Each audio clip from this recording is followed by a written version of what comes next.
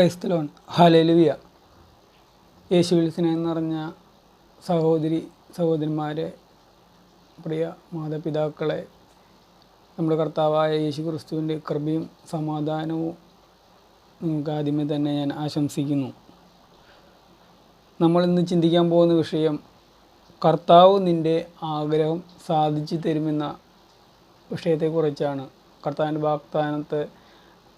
വാഗ്ദാന വചനങ്ങൾ ധ്യാനിച്ചുകൊണ്ടാണ് നമ്മൾ ഈ വിഷയത്തിലേക്ക് കടക്കുക.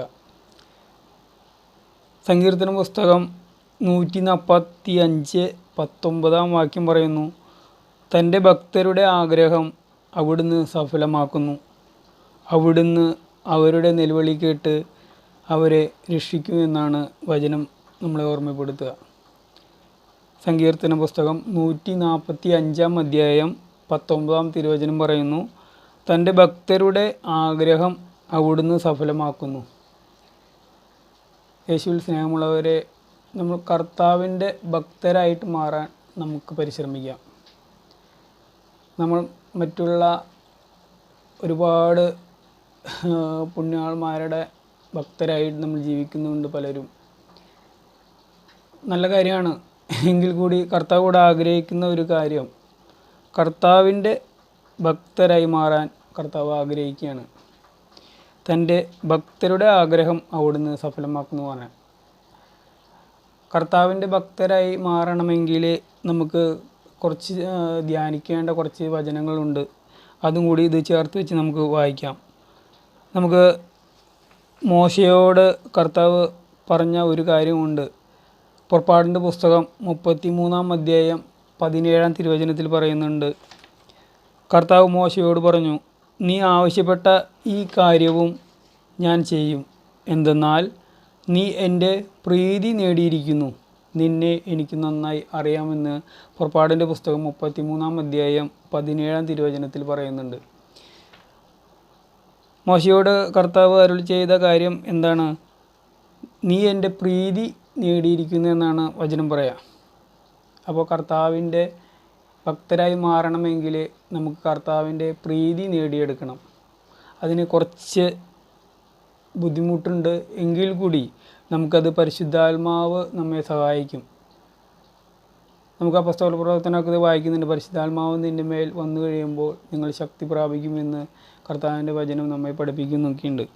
അപ്പോൾ അതിനെ കുറിച്ച് നമുക്ക് ഉത്കണ്ഠ വേണ്ട, അത് പരിശുദ്ധാത്മാവ് നമ്മെ സഹായിക്കും. എന്നിട്ട് യോഹന്നാൻ്റെ സുവിശേഷം 15:7 തിരുവചനത്തിൽ പറയുന്നു, നിങ്ങൾ എന്നിൽ വസിക്കുകയും എൻ്റെ വാക്കുകൾ നിങ്ങളിൽ നിലനിൽക്കുകയും ചെയ്യുന്നെങ്കിൽ ഇഷ്ടമുള്ളത് ചോദിച്ചു കൊള്ളുക, നിങ്ങൾക്ക് ലഭിക്കും. കണ്ടോ? അപ്പോൾ നമുക്ക് കർത്താവിൻ്റെ ഭക്തരായി മാറണമെങ്കിൽ കർത്താവിൻ്റെ പ്രീതി നമ്മൾ നേടിയെടുക്കണം.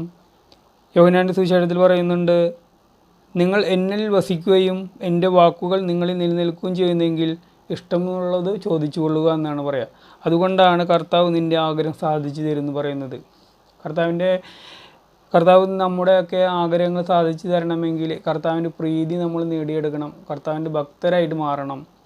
അതുമാത്രമല്ല, കർത്താവ് പറയുന്നുണ്ട് യോഹന്നാൻ്റെ സുവിശേഷത്തിൽ, നിങ്ങൾ എന്നെ വസിക്കുകയും എൻ്റെ വാക്കുകൾ നിങ്ങളിൽ നിലനിൽക്കുകയും എങ്കിൽ മാത്രമാണ് നമുക്ക് ഇഷ്ടമുള്ളത് ചോദിക്കാനുള്ള അവകാശമുള്ളൂ.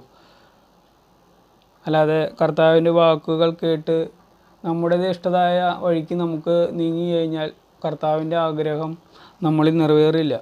നമ്മൾ ചോദിച്ചത് ചിലപ്പോൾ ലഭിക്കണമെന്നില്ല. അതുകൊണ്ടാണ് കർത്താവ് പറയുന്നത്, എന്നെ പ്രീതിപ്പെടുത്താൻ പറയുന്നത്.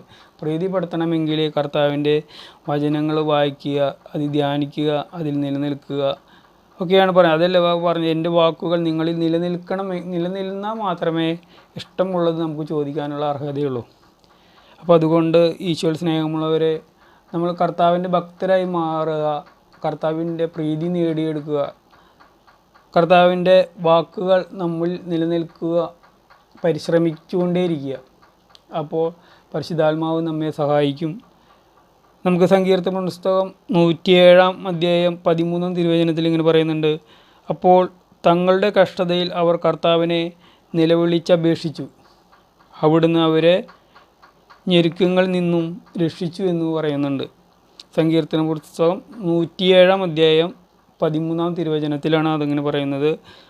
അപ്പോൾ തങ്ങളുടെ കഷ്ടതയിൽ അവർ കർത്താവിനെ നിലവിളിച്ചപേക്ഷിച്ചു.